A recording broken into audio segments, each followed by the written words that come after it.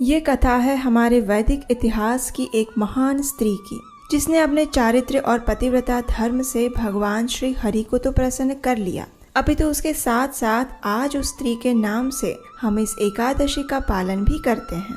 ये कथा एक ऐसे महान पुत्र की भी है जिसने 10 सिर वाले रावण को भी युद्ध में पराजित किया था। जी हाँ, प्रभु श्री रामचंद्र जी से पहले भी कोई व्यक्ति ऐसा था जिससे रावण को बुरी तरह से पराजय का सामना करना पड़ा था। और वो व्यक्ति कौन था, ये जानने के लिए चलिए पुरुषोत्तम मास की इस पवित्र पद्मिनी एकादशी व्रत कथा का प्रारंभ करते हैं।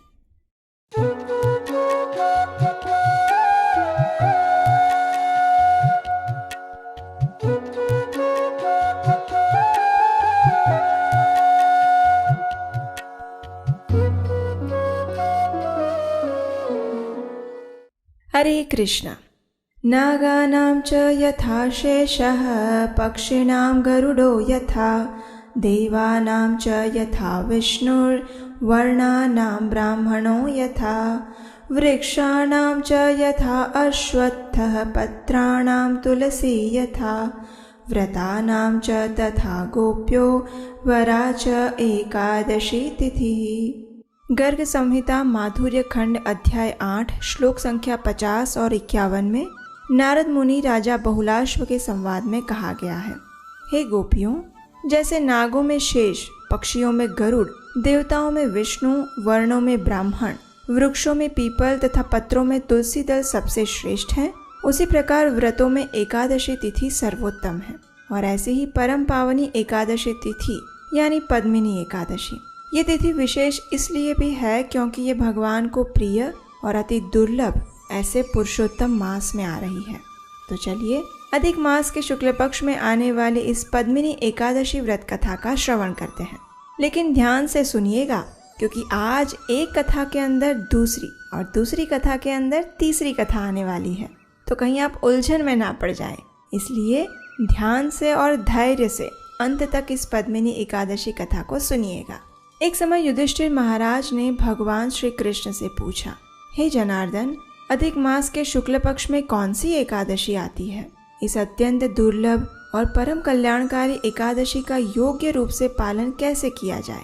कृपया आप इस विषय में बताएं।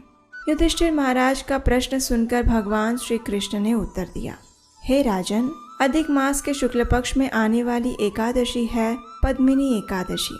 यह अत्यंत कल्याणकारी और पवित्र एकादशी है। जो व्यक्ति पूर्ण निष्ठा और श्रद्धा से इसका पालन करता है, वह निश्चित रूप से मृत्यु के बाद मेरे धाम वापस लौटता है। और यहाँ तक कि चतुर्मुख वाले ब्रह्मा जी भी इस एकादशी का संपूर्ण गुणगान नहीं कर पाते।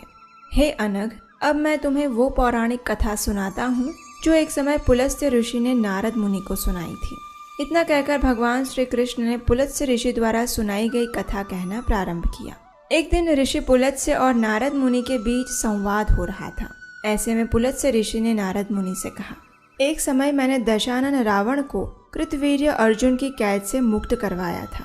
अब देखिए, ये सुनकर नारद मुनि को अत्यंत आश्चर्य हुआ और उन्होंने पूछा, हे ऋषिवर, रावण तो अत्यंत शक्तिशाली था और उसने तो इंद्र जैसे देवताओं को भी परास्त किया था, तो फिर कार्तवीर्य अर्जुन उसे कैसे परास्त कर पाए?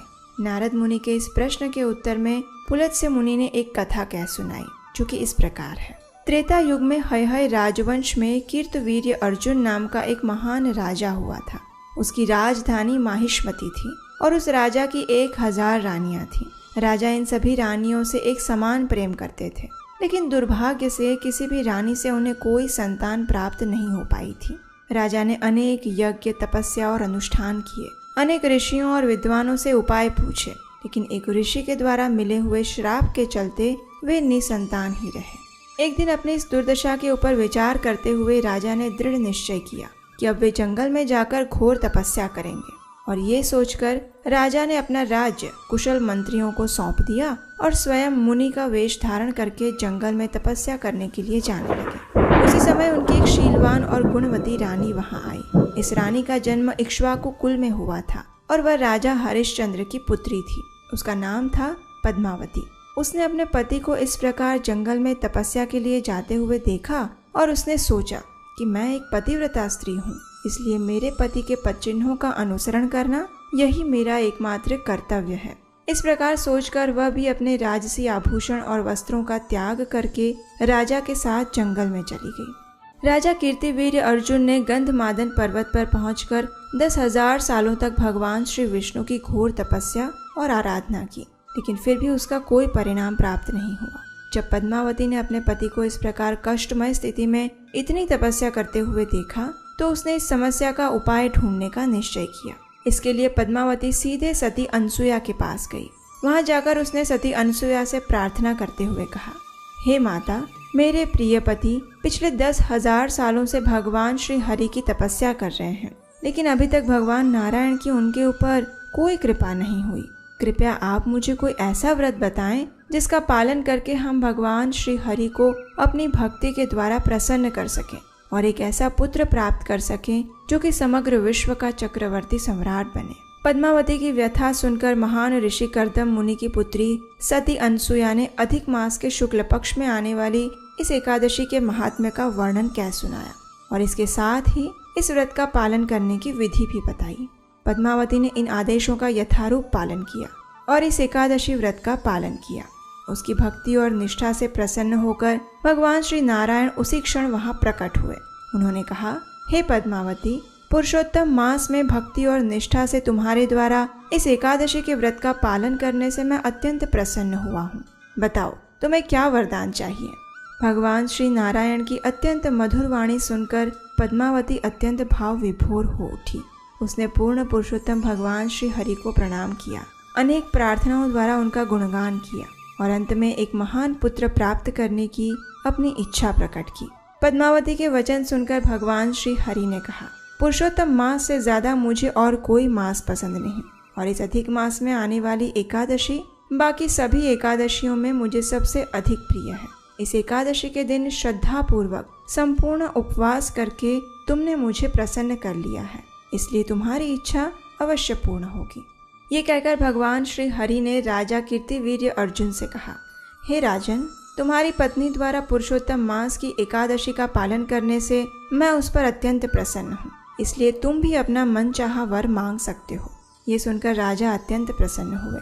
उन्होंने भगवान से प्रार्थना करते हुए कहा, हे ब्रह्मांडपति, हे मधुसूदन, कृपया आप मुझे एक ऐसा पुत्र प्रदान करें जो किसी भी देवता, मनुष्य, असुर, दानव या अन्य जीव से कभी भी युद्ध में परास्त ना हो, जिसे केवल आप ही परास्त कर पाएं। भगवान श्री हरि ने उसी क्षण तथास्तु कहा और वहां से अदृश्य हो गए। राजा कीर्तिवीर्य अपनी पत्नी पद्मावती से अत्यंत प्रसन्न हुए। कुछ समय बाद रानी पद्मावती ने एक तेजस्वी पुत्र को जन्म दिया, जिसका नाम कार्तवीर्य अर्जुन पड़ा। तीनों लोकों में ये ऐसा तेजस्वी राजा बना जिसे भगवान श्री नारायण के सिवा कोई भी नहीं हरा पाया। उसकी माता पद्मावती द्वारा की गई तपस्या और भक्ति के कारण कार्तवीर्य अर्जुन 10 शीश वाले अत्यंत शक्तिशाली रावण को भी युद्ध में परास्त कर पाया। इस प्रकार पद्मिनी एकादशी की कथा का समापन करते हुए भगवान श्री कृष्ण ने युधिष्ठिर महाराज से कहा, हे राजन, जो व्यक्ति पूर्ण निष्ठा और भक्ति से इस एकादशी का पालन करना चाहता है, उसे दशमी के दिन में मात्र एक समय भोजन लेना चाहिए। उसके उपरांत दशमी के दिन उड़द दाल, पालक, चने, मधु इत्यादि का उपयोग नहीं करना चाहिए।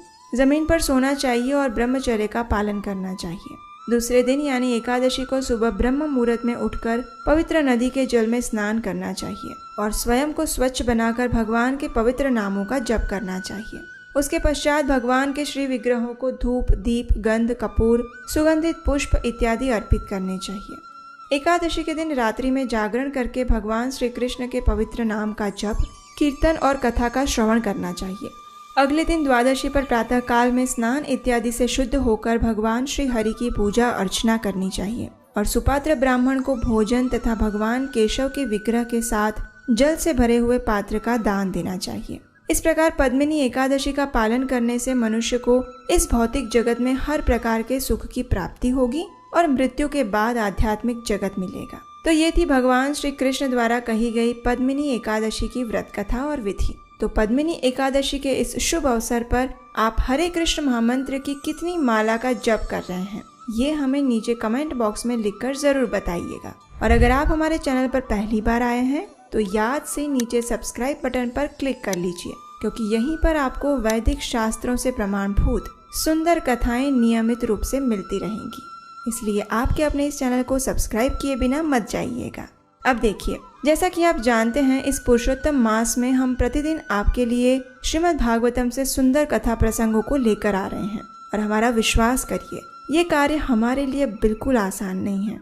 अगर आप हमारे प्रयास की प्रशंसा करते हैं और इस वैदिक ज्ञान के प्रचार में अपना भी सहयोग देना चाहते हैं, तो स्क्रीन पर दिए गए नंबर पर आप हमें अपना आर्थिक योगदान भेज सकते हैं। आपके सहयोग से हमारा तो उत्साह बढ़ेगा ही, लेकिन सनातन धर्म के सही ज्ञान को प्रसारित करने का पुण्यफल आपको भी प्राप्त होगा।